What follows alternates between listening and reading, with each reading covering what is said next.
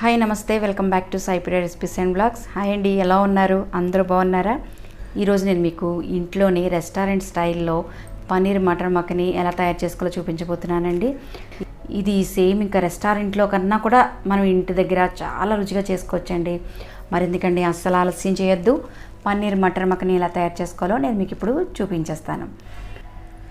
ఇప్పుడు స్టవ్ పైన ఇలా ఒక ప్యాన్ పెట్టుకొని దీనిలోని 1 టేబుల్ స్పూన్ బటర్ వేసి వేడి చేసుకుని 200 గ్రాముల పన్నీర్ని చిన్న చిన్న ముక్కలుగా కట్ చేసుకొని ఈ బటర్లో వేసి గోల్డ్ కలర్ వచ్చే వరకు ఫ్రై చేసి ఒక పక్కకి బౌల్లోకి తీసేసుకోండి.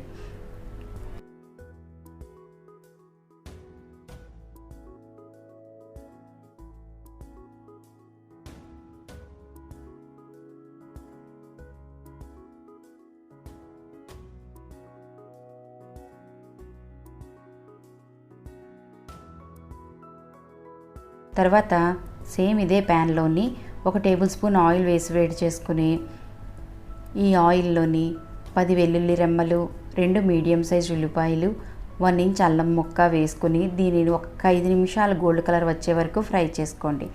ఇలా ఫ్రై చేసుకున్న తర్వాత దీనిలోని 10 జీడిపప్పులు వేసుకొని ఒక 2 నిమిషాలు మళ్ళీ ఫ్రై చేసుకుని 4 మీడియం సైజ్ టొమాటోల్ని ఈ విధంగా చిన్న చిన్న ముక్కలుగా కట్ చేసి వేసుకొని దీనిలోని 1/2 టీ స్పూన్ సాల్ట్ వేసి బాగా కలిపేసి దీనిపైన మూత పెట్టేయండి.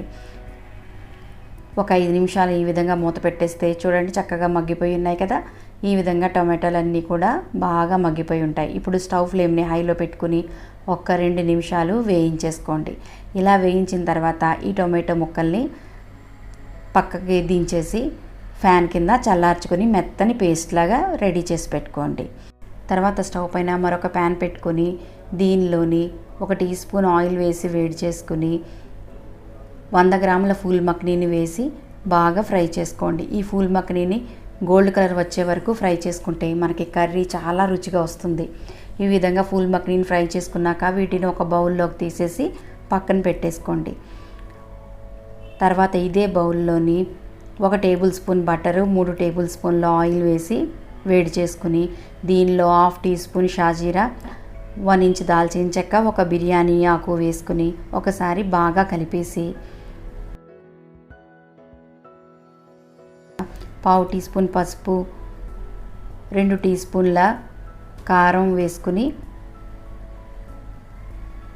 ఒక్కసారి కలిపేసి దీనిలో మనం గ్రైండ్ చేసి పెట్టుకున్న మసాలా పేస్ట్ని వేసి బాగా కలిపేయాలి. అయితే కారం వేసిన వెంటనే మసాలా పేస్ట్ వేసేయండి. కారం అస్సలు మాడనివ్వద్దు. ఎందుకంటే ఈ కారం మాడిపోతే మనకి ఈ కర్రీ కలర్ అనేది చేంజ్ అయిపోతుంది.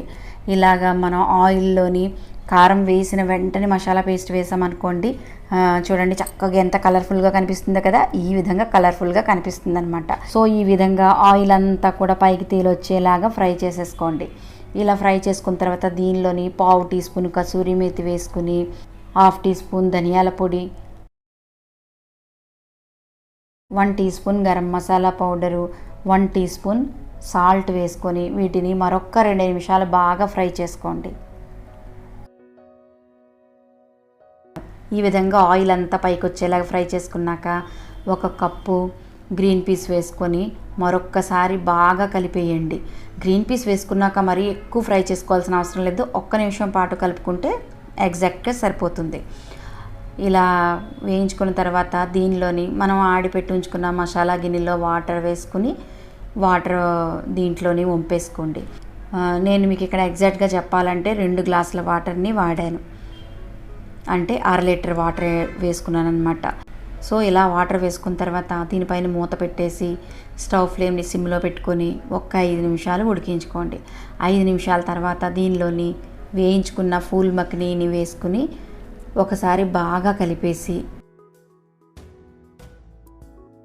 ఫ్రై చేసుకున్న పన్నీర్ ముక్కల్ని కూడా దీంట్లో వేసేసుకొని మళ్ళీ ఒకసారి బాగా కలిపేసి దీనిలోని మీ దగ్గర క్రీమ్ ఉంటే కనుక 1/4 కప్పు క్రీమ్ వేసుకోండి. క్రీమ్ లేని పక్షంలోని చిక్కని పెరుగుని గ్రైండ్ చేసి ఆ చిక్కని పెరుగుని దీంట్లో వేసుకుని బాగా కలిపేసి ఈ గిన్నె పైన మూత పెట్టేసి అలా సిమ్లోనే ఒక్క 5 నిమిషాలు వదిలేయండి. చూడండి మీరు ఎంతవరకు ఉడికించుకోవాలంటే ఇక్కడ కూర పైన ఆయిల్ అనేది చక్కగా పైకి తేలినట్టుగా కనిపిస్తుంది కదా, ఇలాగా మనకి కూరలో ఉన్న బటర్ అంతా కూడా బయటకు వచ్చేలాగా మీరు ఉడికించుకుంటే సరిపోతుంది. ఈ విధంగా ఉంది కదా, ఇలాగ కొంచెం గడిజారుగానే కూర ఎప్పుడు కూడా దించేసుకోవాలి, ఎందుకంటే ఇది కొంచెం చల్లారాక ఇంకా చిక్కబడిపోతుంది కనుక. చూసారు కదా ఎంతో టేస్టీగా రెస్టారెంట్ స్టైల్లోని పనీర్ మటర్ మఖనీని ఎలా తయారు చేసుకోవాలో చూపించాను. మీకు నా వంట నచ్చిందనే అనుకుంటున్నాను. అయితే అస్సలు ఆలస్యం చేయొద్దండి. మీకు గనక నా కూర నచ్చితే మీరు కూడా ఇంట్లో తయారు చేసి ఎలా వచ్చిందో కామెంట్ చేయండి. అలాగే మరిన్ని వీడియోస్ చూడటానికి నా ఛానల్ని సబ్స్క్రైబ్ చేసుకోండి. అలాగే నా రెసిపీస్ని, నా ఛానల్ని మీ ఫ్రెండ్స్ అండ్ ఫ్యామిలీ మెంబర్స్ అందరికీ కూడా షేర్ చేయండి. నా ఛానల్ని లైక్ చేయండి. Thank you for watching.